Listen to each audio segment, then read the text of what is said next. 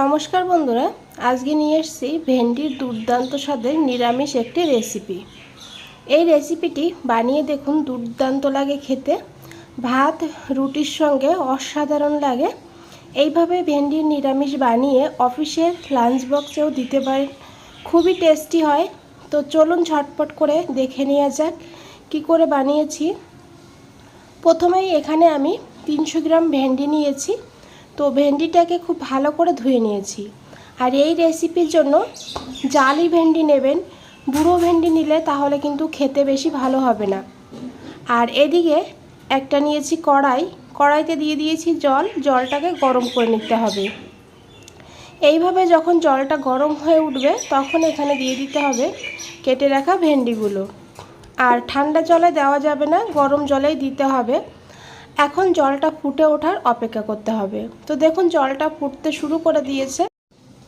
এখন 2 থেকে 3 মিনিট ভেন্ডিটাকে এইভাবে ভাপিয়ে নিতে হবে গরম জলে। খুব বেশি ভাপাবেন না, 2 থেকে 3 মিনিট ভাপালেই দেখবেন ভেন্ডিটা অনেকটা সফট হয়ে যাবে, আর যে কাঁচা একটা ভাব থাকে সেটাও কিন্তু থাকবে না। তো 3 মিনিট পর গ্যাসের ফ্লেমটা অফ করে দিতে হবে, তারপরে ভেন্ডিগুলোকে তুলে নিতে হবে। আর ভেন্ডিগুলোকে গরম জলে রাখা যাবে না, না হলে ওভারকুক হয়ে যাবে। আর এদিকে দুটো ছোট সাইজের আলু নিয়েছি, এইভাবে লম্বা করে পাতলা করে কেটে আলুগুলোকে খুব ভালো করে ধুয়ে নিয়েছি। এইদিকে ভেন্ডিটাও ঠান্ডা হয়ে গিয়েছে, আর আশা করি দেখে বুঝতেই পেরেছেন কতটা সফট হয়েছে। এর থেকে বেশি ভেন্ডিটাকে সিদ্ধ করা যাবে না। এখন ভেন্ডিগুলোকে এইভাবে কেটে নিতে হবে। প্রথমে 2 সাইড থেকে কেটে বাদ দিয়েছি, আর বড় ভেন্ডিগুলো 3 ভাগে করে নিয়েছি, আর মিডিয়াম সাইজেরগুলোকে 2 ভাগে করে নিয়েছি। তো বন্ধুরা, এইভাবেই সব ভেন্ডিগুলোকে কেটে নিয়েছি। এখন এই ভেন্ডির ভেতরে কিছু মশলা অ্যাড করতে হবে। প্রথমেই নিয়েছি এখানে একটা টমেটোকে এইভাবে লম্বা করে পাতলা করে কেটে নিয়েছি। তারপরে এখানে দিয়ে দিতে হবে আদা আর কাঁচা লঙ্কা বাটা। এখানে 1/2 ইঞ্চি আদা আর 3টে কাঁচা লঙ্কা একসঙ্গে বেটে নিয়েছি। ঝালের পরিমাণটা আপনারা বাড়িয়ে কমিয়ে নিতে পারেন। অল্প পরিমাণ দিয়েছি জিরের গুঁড়ো, 1/2 চামচের কম এখানে জিরের গুঁড়ো নিয়েছি। আর দিয়ে দিতে হবে এখানে কাশ্মীরি লঙ্কার গুঁড়ো 1/2 চামচ, এটা কালারের জন্য দিয়েছি, না চাইলে নাও দিলেও হবে। আর তারপরে দিতে হবে এখানে 1/2 চামচের একটু কম ধনিয়ার গুঁড়ো। বন্ধুরা, এখানে মশলার পরিমাণটা খুবই কম ব্যবহার করেছি। আর তারপরে এখানে দিয়েছি 1/2 চামচেরও কম হলুদের গুঁড়ো। আর এখন দিয়ে দিতে হবে এখানে লবণ পরিমাণ মতন। আর এখন দিতে হবে এখানে 1 চামচ সর্ষের তেল। আর দিয়ে দিতে হবে 1 চামচ বেসনটা কাঁচাই ব্যবহার করেছি। ভেন্ডিগুলো যখন ভাজবো তখন ভেন্ডির সঙ্গে বেসনটাও ভাজা হয়ে যাবে। আর এখন হাত দিয়ে খুব ভালো করে এইভাবে মেখে নিতে হবে। খুব ভালো করে মাখতে হবে, ভেন্ডির গায়ে মশলা আর বেসনটা যেন পুরো ভালোভাবে কোট হয়ে যায়। আর এইভাবে বেসন দিয়ে এই ভেন্ডিটাকে ভাজলে এর কিন্তু স্বাদটা দুর্দান্ত হবে, আর এই মশলাগুলো খুব ভালোভাবে ভেন্ডির গায়ে লেগে থাকবে। তো দেখুন বন্ধুরা, এইভাবেই খুব ভালো করে মেখে নিতে হবে। আশা করি দেখে বুঝতেই পেরেছেন ভেন্ডির গায়ে মশলা আর বেসনটা খুব ভালোভাবে লেগে গেছে।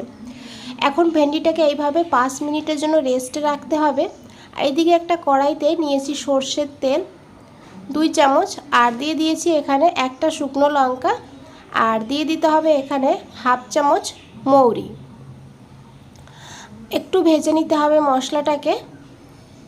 সুন্দর একটা গন্ধ বেরিয়ে গেলে তখন এখানে দিয়ে দিতে হবে কেটে রাখা আলুগুলো।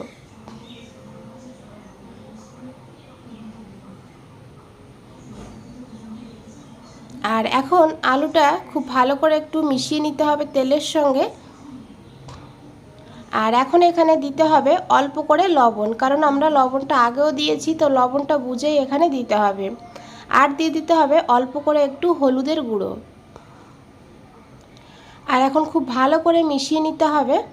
আর আলুটাকে এইভাবে ভাজতে ভাজতে 80% সিদ্ধ করে নিতে হবে, কারণ ভেন্ডিটা কিন্তু আমরা আগে থেকে একটু সিদ্ধ করে নিয়েছি। আর ভেন্ডি রান্না হতে টাইম লাগে না, আলুটাই রান্না হতে কিন্তু টাইম লাগবে। তার জন্য এইভাবেই ভাজতে ভাজতে 80% আলুটাকে সিদ্ধ করে নিতে হবে। তো ঢাকা দিতে হবে, মাঝে মধ্যে ঢাকনাটা খুলে এইভাবে একটু নাড়াচাড়া করতে হবে, তাহলে আলুগুলো সব সাইডেই খুব ভালো করে ভাজা হবে। তো দেখুন আলুটা এখানে বেশ অনেকটাই কিন্তু সফট হয়ে গিয়েছে বা গলে গিয়েছে। তো এখন এখানে দিয়ে দিতে হবে এই ম্যারিনেট করে রাখা ভেন্ডিগুলো।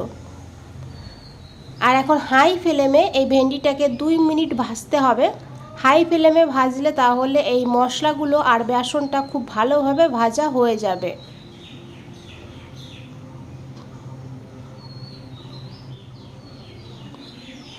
এখানে দেখুন বন্ধুরা 2 মিনিট ভেন্ডিটাকে খুব ভালো করে কষিয়ে নিয়েছি। আর কি করে বুঝবেন যে মশলাগুলো খুব ভালো করে কষানো হয়েছে? এইভাবে যখন দেখবেন কড়াইয়ের নিচে লেগে যাচ্ছে, তখন বুঝবেন মশলাটা খুব ভালোভাবে কষানো হয়েছে। তো এখন এখানে দিয়ে দিয়েছি অল্প করে জল, একদমই অল্প দিতে হবে। যে প্লেটে ম্যারিনেট করেছিলাম ভেন্ডিগুলো, সেই প্লেটটা ধুয়েই কিন্তু অল্প করে জল দিয়েছি। খুব বেশি জল দেবেন না এই রান্নাতে। আশা করি দেখে বুঝতেই পেরেছেন। এইভাবেই অল্প করে গরম জল দিয়ে দিতে হবে, দিয়ে খুব ভালো করে মিশিয়ে নিতে হবে।